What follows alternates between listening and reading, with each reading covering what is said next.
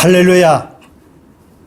오늘 함께 은혜 받을 말씀은 이사야 55장 6절로 7절입니다. 이사야 55장 6절로 7절 말씀을 봉독합니다.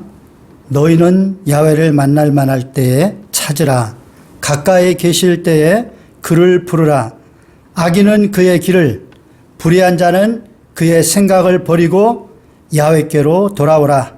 그리하면 그가 긍휼히 여기시리라. 우리 하나님께로 돌아오라. 그가 너그럽게 용서하시리라. 아멘. 저는 오늘 본문을 중심으로 운명을 바꾼 기막힌 만남이라는 제목으로 말씀을 전하며 은혜를 나누겠습니다. 영국 런던의 한 부잣집에 사는 소년이 여름방학에 가족과 함께 조용한 시골 마을로 여행을 갑니다.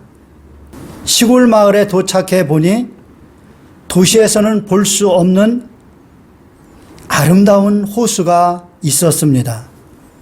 소년은 얼마나 기뻤던지 호숫가로 달려가서 이리저리 뛰어다니며 놀았습니다.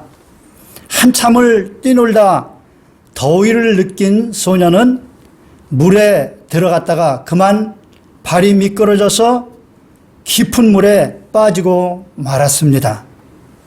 그는 헤엄을 칠 줄 몰랐습니다.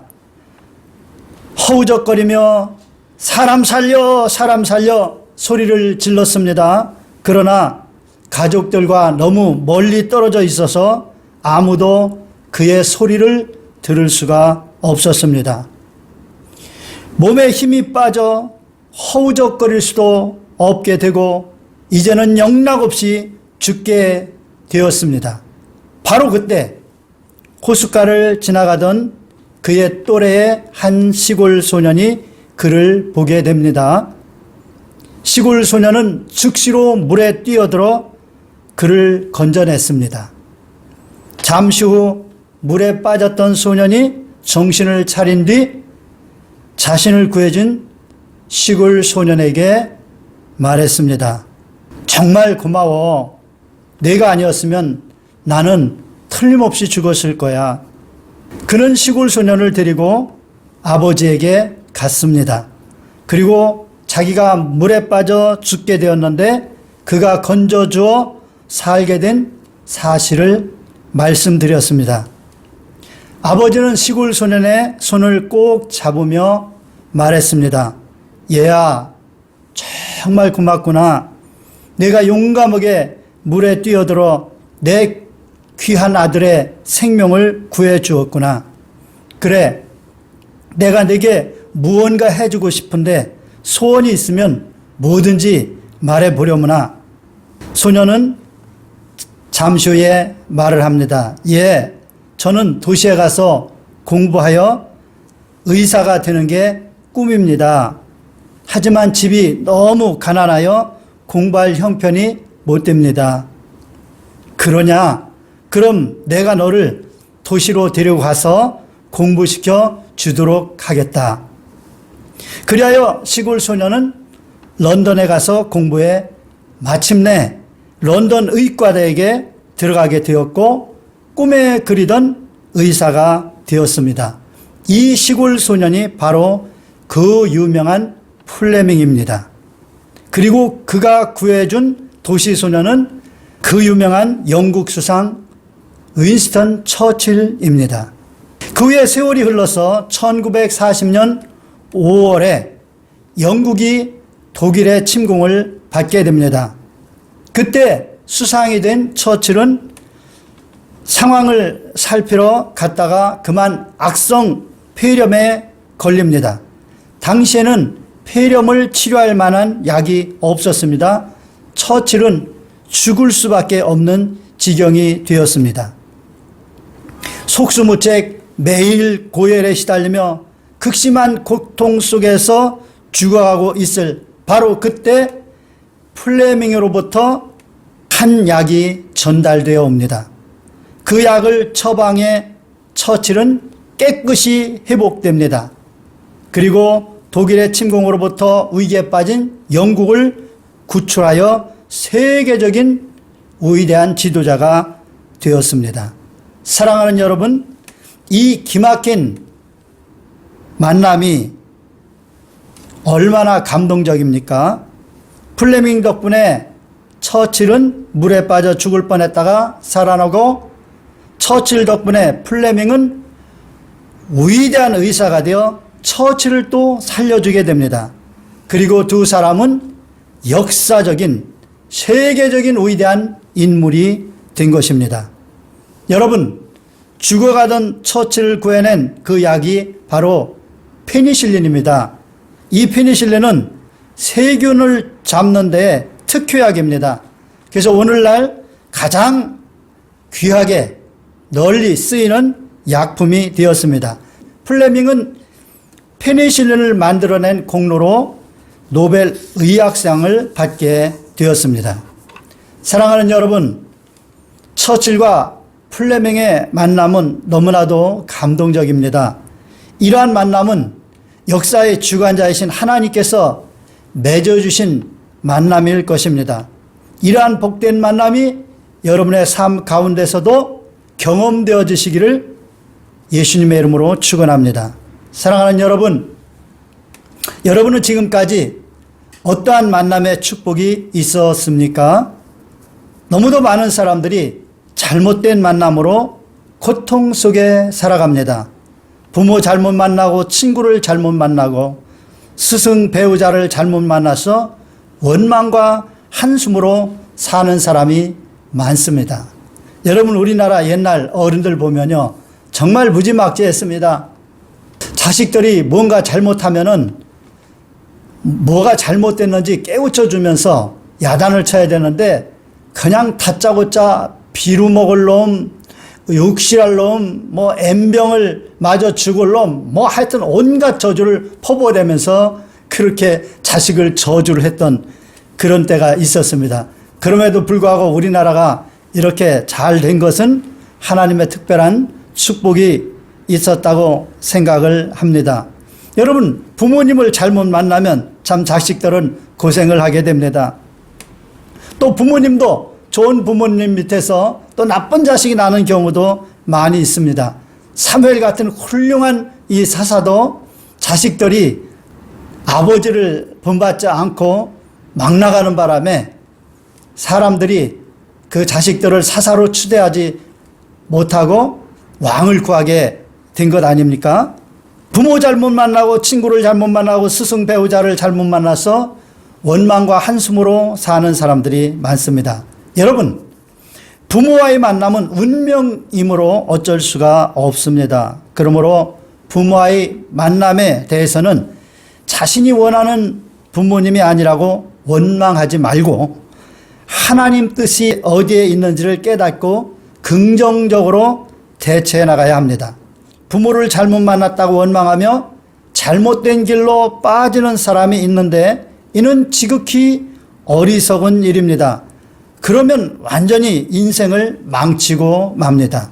그러므로 하나님의 뜻을 찾아 지혜롭고 현명하게 대처해 나가야 합니다. 우리는 플레밍의 교훈을 받아야 합니다. 플레밍은 의사가 되고 싶은 꿈이 있었습니다.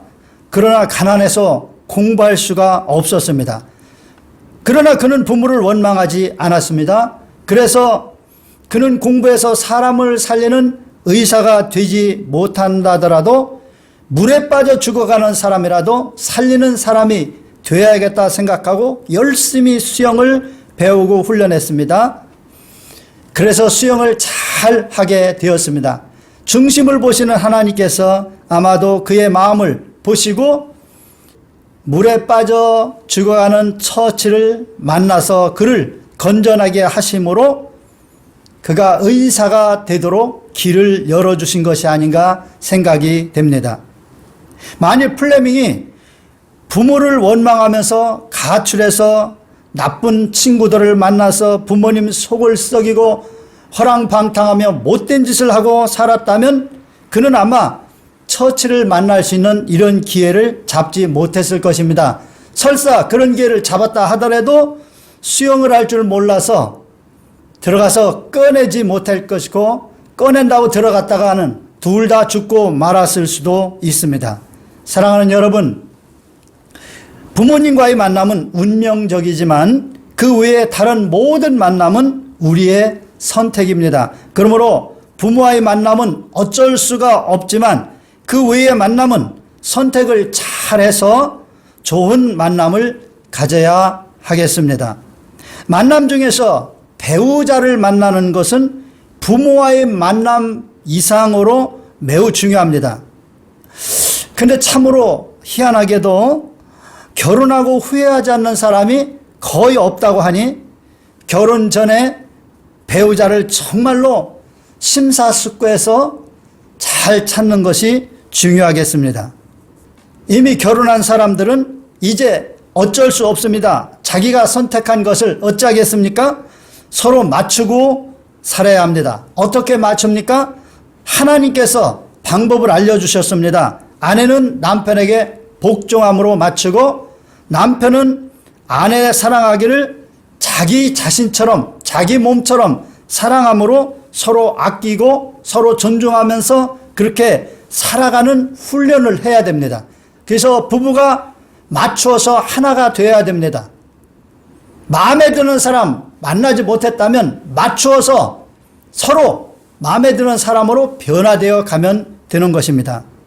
절대로 배우자 때문에 비관하거나 낙심해서는 안 되고 바꿀 생각은 꿈에도 해서는 안 됩니다. 배우자를 바꾼 사람들, 즉 이혼해서 사는 사람들 보면은 또 다시 헤어지고 그래서 3번, 4번 결혼한 사람이 너무 많습니다. 왜 그렇습니까? 모든 사람들은 살아보면 다 그 사람이 그렇고 그런 사람인 것입니다. 그래서 그런 말이 있잖아요. 쓰레기차를 피하려다가 똥차를 받는다고. 여러분, 지금 현재 같이 살고 있는 배우자가 쓰레기차와 같습니까? 그를 피하겠다고 버리고 이혼하고 다른 사람을 만난다고 만나보십시오. 처음에 만날 때는 좋은 것 같아서 만나지만 이제 또 만나서 같이 살다면 본성이 다 드러납니다. 그래서 더 나쁜 똥차 같은 사람을 만날 수도 있는 것입니다. 그러므로 현재 여러분이 살고 있는 그 배우자를 하나님이 주신 배우자로 생각하고 소중히 여기며 서로 하나로 맞춰가시기를 축원합니다. 사랑하는 여러분, 지금부터 여러분의 만남을 새롭게 정리하시기를 바랍니다. 잘못된 만남을 모두 끊어버리고 좋은 만남을 찾으시기를 바랍니다. 지금은 고인이 된 이건희 회장이 삼성을 국제적 기업으로 성장시키기 위해서 개혁을 단행하면서 한 유명한 말이 있습니다. 마누라와 자식을 빼고 다 바꿔라. 다시 말하면 이미 운명적으로 결정된 것만 빼고는 다 바꾸고 혁신하라는 것입니다. 참으로 좋은 말인 것 같습니다. 이런 개혁 정신이 있으니까 삼성을 오늘날 세계적인 기업으로 만들었다고 생각합니다. 사랑하는 여러분, 저는 오늘 여러분께 권면하고 싶습니다. 배우자와 부모와 자식만 빼고 잘못된 만남을 오늘부터 깔끔하게 정리하십시오. 그리고 새로운 복된 만남을 선택하시기를 축원합니다. 우리 앞에는 우리의 운명을 바꿀 좋은 만남들이 얼마든지 많이 있습니다. 우리가 조금만 관심을 가지고 찾으면 얼마든지 좋은 만남을 가질 수가 있습니다. 그런데 좋은 만남이 무엇인지를 모르면 우물안 개구리처럼 우물 안에 갇혀 지내게 되고 다람쥐 쳇바퀴 돌리듯 열심히 달려도 제자리일 수도 있습니다. 그러면 우리가 만날 가장 좋은 만남은 무엇일까요? 그것은 하나님과의 만남입니다. 한번 따라 하십시다. 하나님과의 만남. 하나님을 만나면 반드시 운명이 바뀌어버립니다. 지옥 갈 운명이 천국 갈 운명이 됩니다. 부모를 잘못 만나고 배우자를 잘못 만나고 자식을 잘못 만나고 친구 잘못 만나서 망가진 인생이 하나님을 제대로 만나면 축복의 인생으로 바뀌어져 버립니다. 하나님을 만나면 잘못된 만남으로 일그러진 우리의 인생을 완전히 새로운 인생으로 바꿀 수가 있습니다. 미국 22대 클리블랜드 대통령의 일화가 있습니다. 그는 젊었을 적에 조금 방탕하며 살았다고 합니다. 그래서 어느 날 친구와 함께 이제 도박을 하러 도박장으로 가는데 그 도박장 근처에 교회가 하나 있었습니다. 그래서 둘이 함께 도박장으로 가다가 그 교회 앞을 지나가는데 그 교회 앞에 간판이 이렇게 있는데 거기에 그날의 설교 제목이 쓰여 있습니다. 죄의 삭은 사망이다. 그 설교 제목을 보고 그는 마음이 싱숭생숭했습니다. 그래서 교회로 들어가자고 친구에게 말했습니다. 오늘 한 번만 교회에 한번 들어가 보자. 그런데 친구는 아니라고, 뭔 도박장에 가기로 하고 무슨 교회를 가느냐고. 그래서 옥신각신하다가 친구는 도박장으로 갔고 이 클리블랜드는 교회로 들어갔습니다. 그는 교회에 들어가서 자기가 얼마나 큰 죄인인지를 깨닫고 회개하고 그날로 예수님을 영접하게 됩니다. 그리고 그날부터 성경을 읽고 신앙생활을 잘 함으로써 심신을 깨끗하게 하고 잘 교육해서 위대한 사람이 되어 미국의 22대 대통령이 되었습니다. 그래서 그가 미국의 22대 대통령으로 취임하는 그날 도박장으로 갔던 그의 친구는 감방에 갇혀서 신문을 펼쳐서 자기와 함께 도박장으로 가던 클리블랜드 그 친구가 미국의 22대 대통령이 되는 기사를 읽으며 눈물을 흘렸다고 합니다. 여러분, 이 클리블랜드가 하나님과의 만남을 통해서 이렇게 도박으로 인생을 다 허비할, 인생을 망가뜨릴 이런 운명에서 일약 대통령이 되었던 것입니다. 하나님과의 만남은 정말로 위대합니다. 그러면 우리가 어떻게 하나님을 만날 수 있습니까? 예수님을 자신의 구주로 믿으면 됩니다. 예수님을 구주로 믿기 전에는 우리와 하나님 사이가 원수가 돼서 하나님을 만날 수가 없습니다. 그래서 우리의 원수가 된 이 죄의 장벽을 십자가의 죽으심으로 헐어버린 예수님을 나의 구주로 믿을 때 예수님의 십자가의 그 죄사함의 역사가 내 죄를 사하게 되고 의롭다함을 받고 하나님의 자녀로 거듭나서 하나님과의 만남이 이루어지는 것입니다. 그러므로 여러분, 하나님을 만나길 원하시면 진실한 마음으로 예수님을 여러분의 구주로 영접하시길 바랍니다. 그러면 여러분은 하나님의 자녀가 될 수 있습니다. 오늘 본문 이사야 55장 6절로 7절에 말씀하십니다. 너희는 야훼를 만날 만한 때에 찾으라. 가까이 계실 때에 그를 부르라. 악인은 그의 길을, 불의한 자는 그의 생각을 버리고 야훼께로 돌아오라. 그리하면 그가 긍휼히 여기시리라. 우리 하나님께로 돌아오라. 그가 너그럽게 용서하시리라. 여러분, 우리가 죄의 길을 떨쳐버리고 악한 길을 떨쳐버리고 불의한 생각을 버리고 지금 이렇게 하나님께서 우리를 부르실 때, 가까이 계셔서 우리를 찾으실 때 우리가 예수 믿고 하나님 앞에 나아가면 값없이 공로 없이 은혜로 죄사함 받고 의롭다 인정함을 받고 하나님의 자녀가 되어서 하나님을 만나게 되는 것입니다. 그래서 하나님을 만나게 되면 하나님의 은혜와 축복을 받을 수가 있게 됩니다. 우리가 하나님께로 가면 하나님의 자녀가 되어서 하나님께서 자녀들에게 약속하신 그 엄청난 복을 받아 누릴 수가 있게 됩니다. 하나님께서는 예수 믿고 구원받은 사랑하는 자녀들이 하나님의 은혜를 깨닫고 하나님을 사랑할 때, 그러니까 자기가 예수님의 십자가의 그 공로로 죄사함 받은 그 하나님의 은혜를, 하나님의 사랑과 은혜를 깨닫고 하나님을 정말로 사랑할 때, 그때 육체의 감각으로 깨달을 수 없고 마음으로 생각할 수 없는 것들을 하나님께서 예배해 주신다는 겁니다.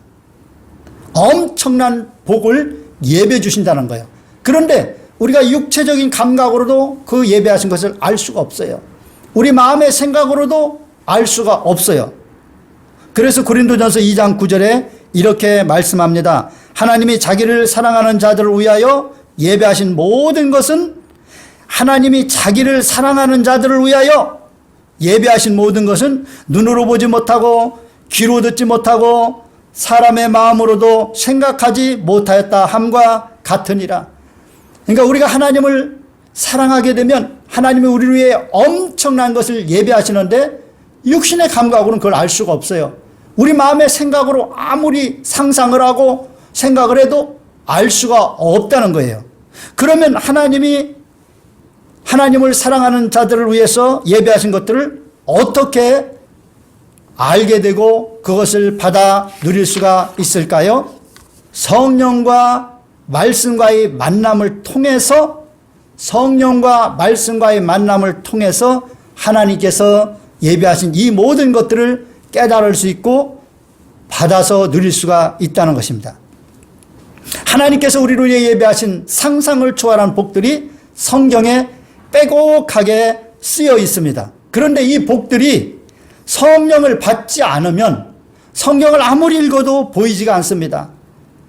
육신의 눈으로 아무리 보아도 검은 건 글자고 하얀 건 종이에 불과합니다.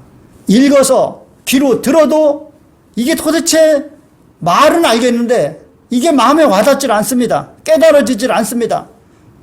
그래서 그 읽고 들은 것을 마음에 생각해 보지만 아무리 생각해도 할 수가 없습니다. 그러면 어떻게 합니까? 성령을 받아야 합니다. 성령을 받으면 이 모든 것들이 깨달아지고 알아지는 것입니다. 그래서 고린도전서 2장 10절로 12절에 이렇게 말씀합니다. 오직 하나님이 성령으로 이것을 우리에게 보이셨으니 성령은 모든 것, 곧 하나님의 깊은 것까지도 통달하시느니라.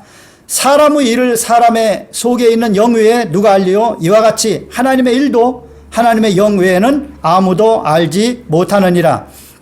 우리가 세상의 영을 받지 아니하고 오직 하나님으로부터 온 영을 받았으니 이는 우리로 하여금 하나님께서 우리에게 은혜로 주신 것들을 알게 하려 하심이라. 성령을 받으면 이 모든 것들이 보이기 시작한다는 거예요. 깨달아진다는 거예요. 여러분 누가 성경을 즐겨 읽습니까? 성령을 받은 사람입니다. 성령을 받으면 예수님이 가장 귀한 보화라는 것을 깨닫게 됩니다. 그래서 예수님을 믿게 되는 것이죠. 세상의 모든 것을 다 바꿔서라도 예수님을 믿게 되는 것입니다. 그리고 성경에 있는 엄청난 하나님의 약속들이 다 보이고 믿어지기 시작하는 것입니다. 그래서 성경을 읽지 말라고 해도 열심히 읽게 되는 것입니다. 할렐루야! 여러분이 다 성령 받아서 이런 기적을 체험하게 되시기를 예수님의 이름으로 축원합니다. 저도 옛날에 기도원에 가서 금식 기도하면서 육신의 질병을 치료받고 성령 받았을 때 말씀이 열리는데요. 말씀이 얼마나 은혜가 되는지 몰라요. 그래서 말씀을 읽고 또 읽고 읽고 또 읽고 하다가 결국은 전자공학을 전공한 제가 이렇게 목사가 된 것입니다. 성령을 통해서 말씀의 은혜를 받으니까 말씀이 그냥 시시때때로 읽어져요. 재미있으니까요. 그리고 세상 모든 것들은 너무너무 시시합니다. 1년에 성경 1뚝 해야 된다. 그래서 하루에 3장씩 읽고 주일날은 5장 읽으면 성경 1뚝 한다. 그러므로 성경을 날마다 읽어라. 목사님들이 그렇게 얘기를 해도 성경을 왜 그렇게 못 읽죠? 성령이 열려서 성경에 그 하나님께서 약속하신 이 엄청난 것들이 보이지가 않기 때문에 성경이 재미가 없기 때문에 그렇습니다. 그래서 너무나도 많은 성도들이 잠이 안 오면 성경을 읽는데요. 이거 하나님께서 얼마나 속상한 일입니까? 잠이 안 오면 성경을 읽으면 금세 잠이 온대요. 여러분 그래서는 안 됩니다. 우리가 예수 믿는 사람이 되었으면 성경을 읽을 때마다 가슴이 설레이고 기쁨이 충만하고 세상 근심 걱정 다 사라지고 세상 모든 죄악의 달콤한 유혹들을 다 이겨낼 수 있는 그런 힘을 성경에서 얻어야 될 줄로 믿습니다. 여러분 성경을 금년에는 성령의 능력으로 읽어서 성경 안에 있는 그 모든 보화를 다 캐내시기를 바랍니다. 그러므로 우리는 죄를 회개하고 간절히 기도해서 먼저 성령 충만을 받아서 성령님과의 만남이 이루어져야 됩니다. 그 후에 이제 성령의 감동으로 쓰여진 하나님 말씀이 얼마나 귀한지가 깨달아지고 그때부터는 즐겁게 성경을 읽고 주야로 묵상하게 됩니다. 그러면 복 있는 사람이 되어서 시냇가에 심은 나무가 철을 따라 열매를 맺으며 그 잎사귀가 마르지 아니함같이 하는 일이 다 형통하게 되는 것입니다. 오늘날 코로나 때문에 많이 힘들다고 하지만 우리가 하나님 말씀이 깨달아져서 그 속에 있는 보화를 다 캐내서 이 모든 상황을 바라보면 이 가뭄이 온 이 경제적으로 어려운 고통의 상황에서도 시냇가에 심은 나무처럼 철을 따라 열매를 맺으며 하는 일이 다 형통하게 되는 것입니다. 여러분 그러한 축복을 받게 되시기를 예수님의 이름으로 축원합니다. 그러면 하나님도 못 만나고 성령님도 못 만난, 그래서 성경을 읽으려고 해도 재미가 없어서 잠만 오는 이런 사람들은 어떻게 하면 됩니까? 그런 사람들은 성령 충만하고 믿음이 좋은 사람과 만나서 교제를 하며 하나님을 만날 수 있는 그 길을 배우고 하나님의 말씀을 배우면 됩니다. 성령 받은 사람은 하나님의 말씀을 다 깨달아서 잘 설명해 줄 수가 있어요. 저도 부족하나마 웬만한 것은 다 설명해 줄 수가 있습니다. 그러므로 성경이 재미가 있고 깨달아지지 않으면 안 깨달아지는 부분을 찾아와서 물어보든지 전화를 해서 물어보든지, 그래서 이제 하나하나 간절한 마음으로 깨달아 가다 보면 성령께서 임하시고 이제 성경이 활짝 열리게 됩니다. 그때부터는 혼자도 창세기부터 계시록까지 성경을 재밌고 즐겁게 읽을 수가 있게 되는 것입니다. 그러므로 성령 충만하고 믿음이 좋은 사람을 가까이 하십시오. 가까이 하여 교제하면서 간절한 마음으로 사모하면서 말씀을 배우십시오. 그러면 직접적으로 성경이 안 열려도 글을 통해서 성경을 잘 깨우칠 수가 있게 되는 것입니다. 사랑하는 여러분, 지금까지 만남의 복을 누리지 못해서 속상해하고 원망하며 살아왔습니까? 그리고 지금도 그 원망과 좌절과 낙심의 삶을 벗어나지 못하고 있습니까? 이제 그 모든 것들을 새롭게 하십시오. 지금은 은혜 받을 때요, 구원의 날인 것입니다. 오늘부터 하나님을 깊이 만나서 모든 잘못된 만남을 다 깔끔하게 정리하시고 새로운 좋은 만남들을 풍성하게 하시길 바랍니다. 예수님을 구주로 믿고 구원받아서 하나님의 자녀가 되므로 하나님을 제대로 만나십시오. 하나님을 만나면 무궁무진한 복이 그 사람을 위해서 예비되어 있습니다. 그리고 그 복을 이제 깨닫고 누리기 위해서는 성령 충만을 받으십시오.